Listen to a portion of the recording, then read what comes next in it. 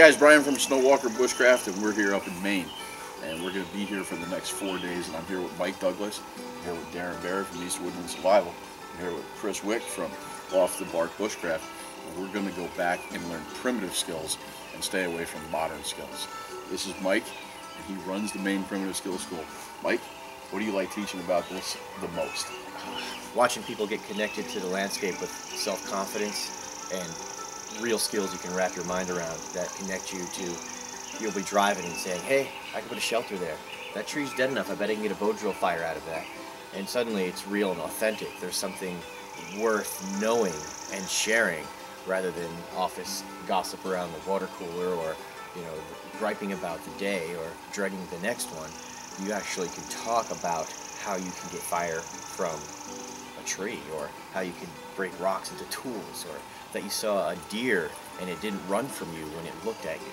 Those types of things, just by being out there enough, you can't take that away from somebody. So we're using the skills of our ancestors, and the reason we have these skills is because they loved us, or that version of us that was 3 or 4 that they raised themselves, or were the grandparent of, that was our grandparent, so much that it carried forward into what we have now. How does anything else compare to that when you're out in the woods, feeling a connection and an authenticity that the office can't give you, and the rush just kind of slips away, and you get what you need. When you're that plugged in, you get what you need. You ask for fire because you need fire. It's more of an emotional putting it out there, and suddenly your attention is drawn to that dead, perfect spindle-shaped branch, and you have no idea how you did it. It's like the feeling of being watched. Anyone ever get the feeling of being watched where you make direct eye contact with somebody? Well, what if there was communication beyond that atrophied state that we don't develop and try to ignore and just chalk off as coincidence, sixth sense, and gut feeling, woods wisdom? Every hunter I know talks about the time they felt where the deer were just over the ridge and there they were. Or just had this feeling and turned and perfect shot. Every hunter. Coincidence, right? Or is it maybe that your awareness has increased and you're plugging in? So anyway, in the next couple of videos that I'm going to be putting up, we're going to be showing things that we learned here at the school, and we hope you guys like it. So stay tuned for more of that. What were you doing? You making funnies? Nope. Are you making funny faces? Nope. Hope you making Is that funny alright? faces. Is that too babbly? No, I liked it. All right. Too babbly. Make it a little bit too sad.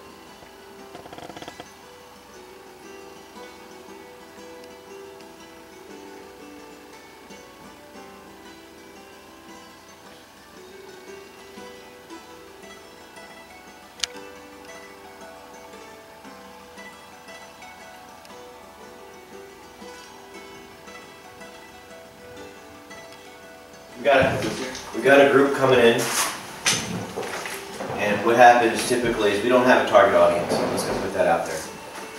We get people from all walks of life. College, professors, military. Sometimes it's fun. I'll team the tracking teams. Sometimes I'll team up the Halliburton guy with 3 tours in Iraq with the Earth First operative and the long hair, and they'll become tracking buddies for 5 days. And what happens is they usually get along amazingly well. So one of the benefits of going outside with a bunch of people is outside is our ancestral common ground. It doesn't matter where you're from, what language you were raised with. Being outside is, well, it's in our genetic code. So we use that as our starting point. And this spectrum isn't, you know, words are horrible. You know, there's that saying, there's statistics, and then there's lies, there's damn lies, and there's statistics. Right? So this is a heuristic model, meaning it's an oversimplified, lame attempt at trying to capture or track where we're heading as a school here at the Maine Primitive Skills School. But hopefully you'll find some pieces that are useful for where you're going with your students, your audience on YouTube, whatever, okay? So on one side we have this raw form Western modern entity called Homer Simpson, who goes to, you know, dutifully goes to work in the morning, comes back, has issues with traffic jams, the rate of increase with taxes and tolls, and is looking forward to the weekend or telling stories about last weekend around the water cooler, and is always being chased by a predator called the clock. Okay, so this is our raw form, modern subspecies Homo sapien domestico fragilis. Right? I live in that environment. I reflect that environment. Homo sapien domestico fragilis has an excess of calories. And this is what it's all about. It's all about your calorie budget.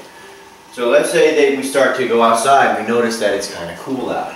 Like, whoa, this is amazing. I like this. I don't know why I like this, but I'm going to try to do this more. Right? If you're a kid and you have an active troop, your Boy Scout level skills will include some experience cutting yourself with your pocket knife, chopping with random abandoned trees with axes, and if you're lucky, you nick your foot, but you don't cut off your toe with your hatchet or your axe. Burns around the fire, but usually it's really hard to light a fire. Lots of smoke, wet newspaper and leaves, and maybe some Boy Scout water, also known as kerosene. And the more you do that, the deeper into the levels you get, you start to become field smart. You know how to set a tent peg at an angle so that it doesn't pop out. You know how to get a fire going with the different types of fuels and arrange things. You start to get seasoned. You stay in it any longer, you become a mentor with the younger people, the tenderfeet, who are just new to it, wide-eyed and wondering, but still cutting themselves with their own knives. You've been there, and you've seen the trends, and you start sharing it. And after a while beyond that, you become an elder with it. Not the 35 to 40-year-old scoutmaster who is caught in the rat race, but the 60 to 65-year-old grandfather who's been in it through his entire life and can cook a 9-course Dutch oven meal out of all of the stuff off the landscape, whittled, you know, hanging pots with pieces of wood with branches and notches, and coming out perfect, and it's effortless. So within each of these categories, this isn't a spectrum, this is a path toward a developmental ideal. And for our school, the ideal is to take the raw form modern human being who craves a connection with something, whatever that might be, and bring them through a process toward that hunter-gatherer nomadic level of connection. That's not to say abandon any modern tools. It's to say let's transcend our dependency upon modern tools so that when we have them in our hands, we're not only proficient, we're thankful. And if we lose them, we're still going to be okay. It's a tall order. It's a tall order, and it's a journey. And within that journey, there's all kinds of divergencies. You know, the reason that this is the path that the school takes is because it was the path I took. You know, I wanted to go to the military to learn real survival, leaving the Tom Brown influenced Boy Scout troop in the Pine Barrens of southern New Jersey and finding out that it was a completely different approach. You go in with all of your equipment in the hopes of being rescued as soon as possible. There was no foundation and understanding of plants, tracking, bird language, rock tools, stone, and nothing. No time to make cordage. You go to these schools and there's periods of instruction. You will, without aid or reference, be able to, without assistance, blah, blah, blah, blah, blah, blah, blah. There's all these bullet points, right?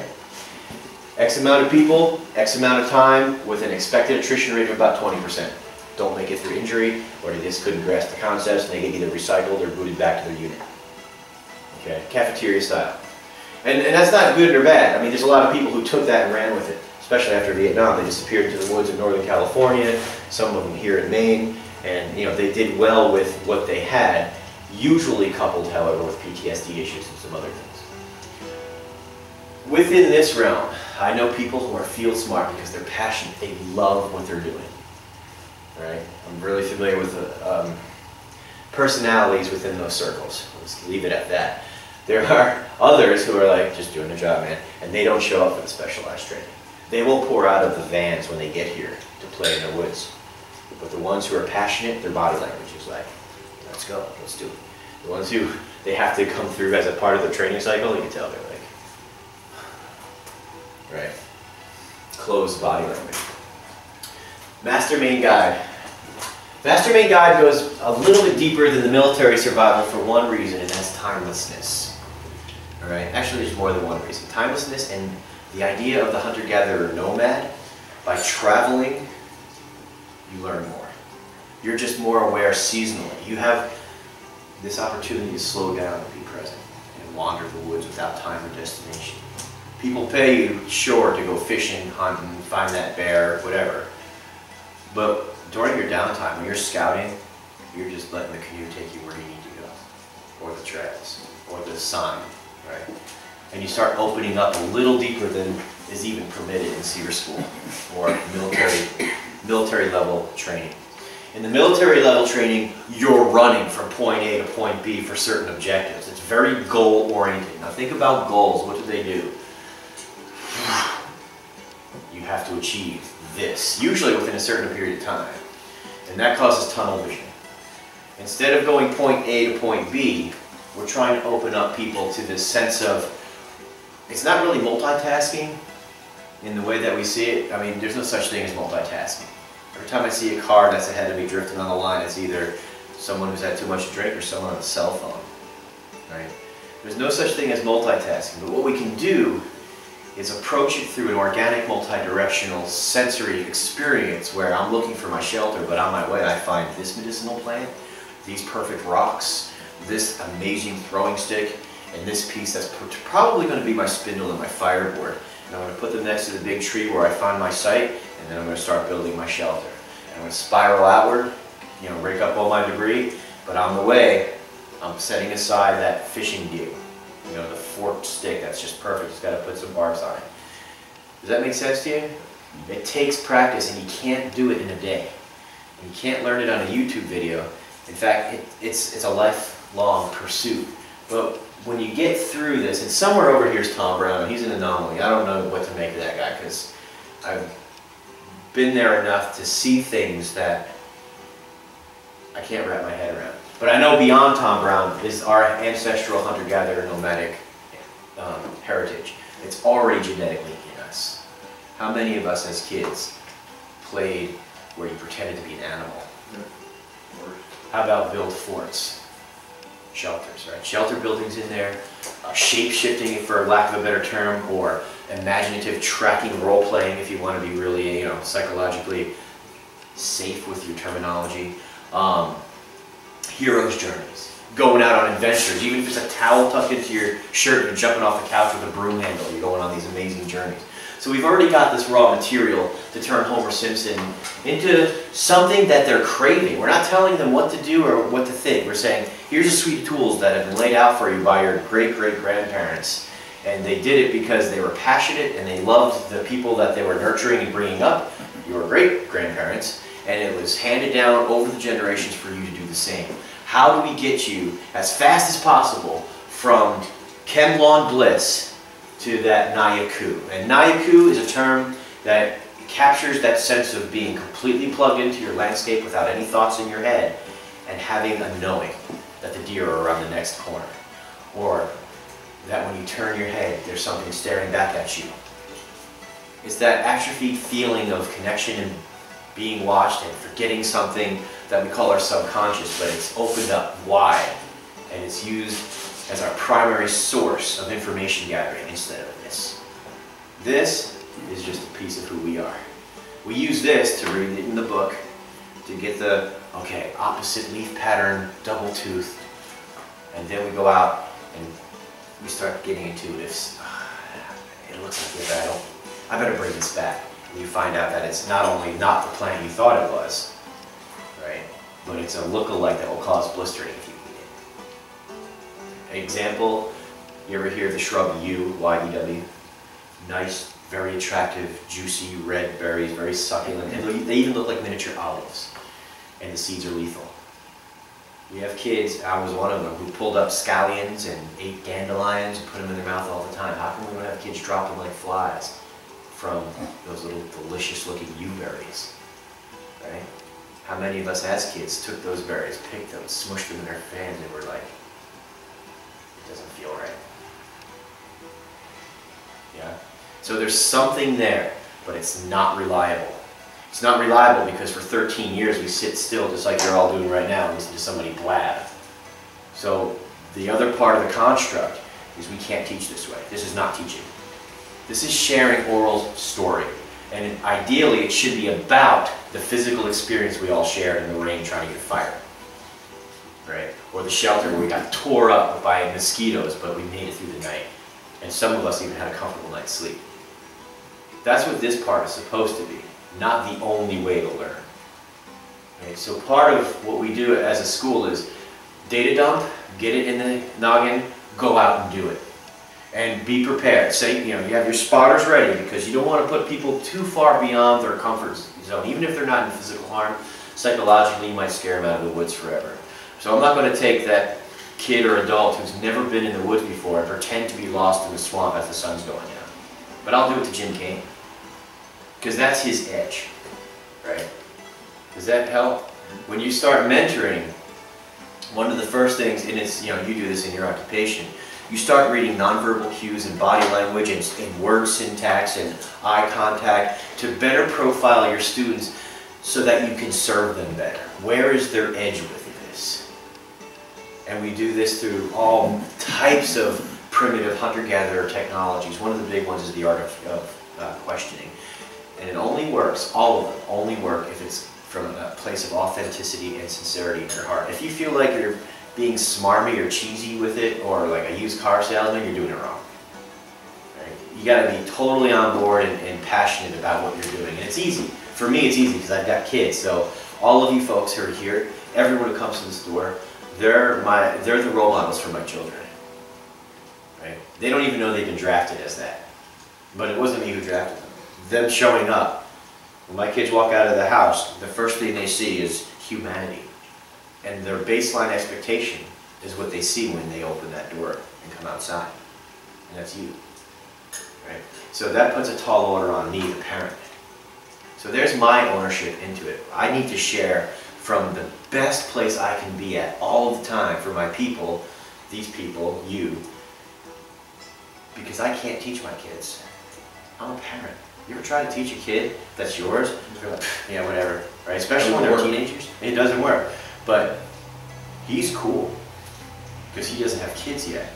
College-age kids are like gods, small g, to adolescent, kids who are in 5th, 6th, 8th, 10th grade, and they're going to listen to anything they say. What pisses me off is you'll say it 100 times. This guy will say it once, and then my kids will think it's law, right? I told you that. Yeah! But they were finally in a place to hear it from a different person. As a parent, you have a taller order to fulfill, and that is the living example. And with that, it never turns off. So you start, when you start realizing, these are all primitive hunter-gatherer technologies, right? When you start realizing that, you use real life as your teaching agent. When my father died, I made sure my son saw me crying uncontrollably at the top of my stairs. I needed them to know that you need to value these emotions because it's real for you. And part of that was also realizing, heck, how next? They're going to go through what I'm going through now, right? And so you start handing down, through example, things that may even be overwhelming for you.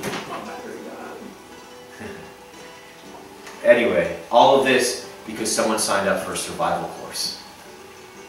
Or all of this because somebody wanted to learn some plants in their backyard. You got to be careful with it. What you want for the people who come to your place may be nothing that they want for themselves.